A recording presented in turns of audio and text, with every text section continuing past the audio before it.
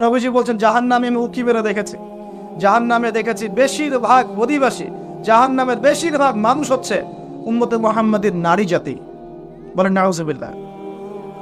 এই নারী জাতি মানে আমার বোন, আপনার মা, আপনার স্ত্রী, আমার বোন, আমার মা, আমার স্ত্রী, আমাদেরই তো। নারী কি আমাদের বাইরে?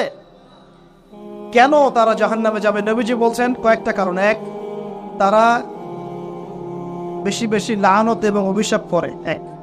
দুই, তারা এমন কিছু কাপড় পরে শেষ জামানায় বাইরে ঘুরবে যে কাপড়গুলো পরেও তারা নগ্ন থাকবে। দুই, অর্থাৎ বেপরদামির কারণে। তিন, তারা বুক পিঠ চাপড়ায় প্রলাপ বিলাপ করে, এটা একটা কারণ।